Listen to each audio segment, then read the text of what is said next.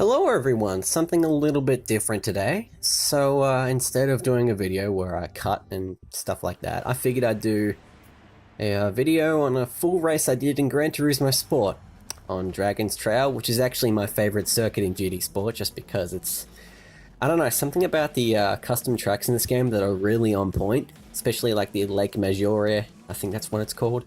But yeah, Lake Maggiore, this track in particular, and there's a couple of others I'm thinking of that I can't remember right now, but they're all really damn good tracks, and it's just they seem really believable. It's like, oh, these aren't real tracks. Okay then. But yeah, as you can see, I'm driving the Audi TT Cup, or the Audi TT Gr.4. I guess you can call it that because this is a Group 4 race, and you can see I qualified in 4th place. So this is covering the entire race. So off we go. As you can see, I've done some light decal work to my car because I find editing liveries in this game to be incredibly relaxing. Something about it, you just find like good logos online and then you can just do whatever you want. It's a lot of fun. I just find it infinitely relaxing. And I have an Austrian and Australian flag on the back. Well, for two reasons. One, because it probably would confuse a few people. They'd be like, eh? Like, here's the partial joke. And two, that's just basically where my family heritage lays back. So I just go, you know what? Why not, eh? And the PS Vita logo there is because my game tag says LMZR_PS Vita, so I kind of went, well, PS Vita, and the fact that I have a Vita, and I've had it for a couple of years at this point, nearly 4 years actually, I just went, well, you know what, I'm just going to upload the SVG logo for the PS Vita thing and slap it on the back of my Audi. So here we are, there it is. It's a really good car actually, my favorite car in the entire group. Probably second to the BMW M4, but I do like how this car handles a lot more than the BMW. The BMW M4 GT4 or GR4 has a lot more straight line speed. As you can see, I bumped into him there. I was a bit shitty on my half. I think I get penalized. Yeah, I did get a penalty for it. I thought I would have gotten a much bigger penalty there for ramming him off. I didn't intend to ram him off. I was not expecting him to cut in. I was not expecting to have much resistance there. I just thought he'd back off or something, but no. Ended up shoving him wayside on accident. So yeah, here it is. This is lap 1. We are cutting into the, I think, third last corner. This corner is like really tricky to get into because people will always either take it really slow or they'll take it wide or they'll crash into the wall. It's a surprisingly tricky corner for many to get used to, but I actually found it quite easy to get used to at first. I was pretty impressed actually with how good the corner was. And I ended up 100%ing the circuit experience with the sheer exception of the Nuremberg ring. That, yeah, no, I don't think I'm going to be doing that anytime soon because it's the Nuremberg ring. What do I expect? No, I don't even want to think about it now because I tried so hard last night to get a gold, and the closest I got was about 0.2 of a second off it. So I'm a little bit agitated about when I think about that, but other than that, you know, A-okay. So I'm just making sure that the BMW isn't behind me as I try catch up to the Mazda Atenza, or as locally called in Australia, the Mazda 6. I don't know why they didn't call it the Atenza down here. I mean, the Atenza would have been such more of an enticing name than just Mazda 6. I mean, I'm pretty sure it's because the Mazda 6 actually has a V6 in it, but Atenza just sounds so much more premium than 6. 6 just sounds like, oh, we're throwing out this car, fuck you.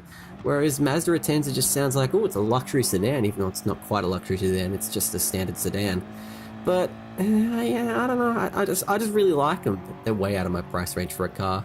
Weirdly enough, I've actually been looking at cars lately, and surprisingly enough, a first-generation Audi TT is within the price range for me to get as a car brand new, which I actually found really amusing. So I was just like, okay, so I can either buy, you know, I could buy a nice family-sized car, I could buy a Ford Falcon FG, BF, BA, AU even, or, you know, I could buy a Honda Accord, or I could buy a fucking Audi TT, and I was just thinking, you know what, that'd just be awesome. But at the same time, I kind of want to get something just a bit bigger in size, and a Honda Accord. I've always been a bit loyal to Hondas throughout my, well, actually, more accurately, it's been Nissan, but lately it's been more Honda. I've just been more impressed with what Honda's doing in terms of their cars. I think regular car reviews probably put me onto more Hondas than I thought I would. And, well, if you're wondering why I'm doing a video like this, you can thank YouTubers like JSR Devon and stuff like that. I think that's how he pronounced his name. Yeah, he's a really cool dude from his Discord, at least. He's pretty cool, stuff like that. His channel's like 10 times the size of mine, so I doubt this video will ever, you know, get that big in views. But, you know, it's worth mentioning anyway for the 1 or 2 people who'll come along and say, oh, I know that dude, because he's a legitimately cool dude. He seems like he has a really nice community around him. Same with Super GD, who was the reason why I got back into this game online in the first place. But interestingly enough, I had a bit of a dirty race last time because the dude rammed into me, so I rammed into him back and all that, and ended up racking up a 9-second penalty, which I of course slowed down for in the final straight, as everyone does. I gotta admit, you can't have the best races. Sometimes you'll have shit races, sometimes you'll have good races, and this was a damn good example of a good race, just because it was really tense throughout the whole thing. But as you can see, I don't quite hit first place. Yeah. I don't hit quite first place there. I thought I would, but it turns out, no. That was probably my closest. I'm not sure. We'll find out. You see, I back off though, because I didn't want to ram into him. So as we go around this corner, I think he's actually blinking these lights. I think he's trying to, like, torment me. I never got that. It seems like Australian drivers in this game are shit. It's like either half of them will rage quit before they do a lap, or they'll just blink their lights at you for the entire race that you're ahead of them. They're just really aggressive. I don't even know how to do that, so I just kind of go, whatever. But I'd never do it though, because I'm just like, whatever. But then you have like Japanese drivers who are generally really respectful. And then in a couple of races before this one, I met my first People's Republic of People's Republic of China driver, who was pretty good actually. He was a really good driver. And there's a couple of Taiwanese drivers, or Republic of China for those who, prefer to call it that. And I find it amusing how it's not represented by the actual Republic of China flag, which is that weird sun thing. That is, instead, it's represented by the Olympic flag. I don't know why they do that, but they just do that because they can. And then what else is there? There's Cantonese or Hong Kong drivers. They can be a mixed bag. They can be the, hit or miss, legitimately. New Zealand drivers are actually pretty good in my experiences. The good old New Zealanders. Love New Zealand. I actually want to go down there at some point in my life. I probably will be able to, given its close proximity to Australia. But, yeah. Not in the next few years, probably maybe in half a decade or so. I don't know. I'll figure that one out. As you can see here though, on the final lap of this race, that McLaren's catching up on me very steadily actually. I wasn't expecting him to catch up as quickly as he could. I thought I was going to lose third place. I thought I was going to lose and concede second place to the McLaren.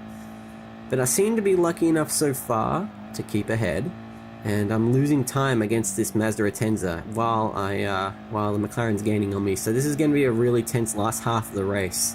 The brake, kind of get the line right? Not really. I'm getting used to driving on this track. Like, this track is surprisingly easy to get used to in comparison to something like Bathurst.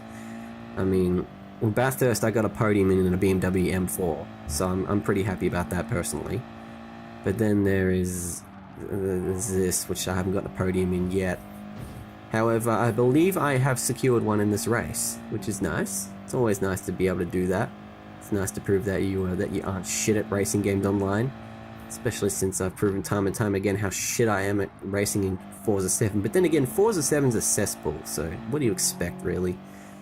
But yeah, so as I cross the line, it seems like I'm going to get a secure second place, actually. So yeah, here I go across the line in second, and that's basically it. Thanks for watching, guys. It's been a lot of fun doing this, and I'll see you guys in the next video. Take care. See you later.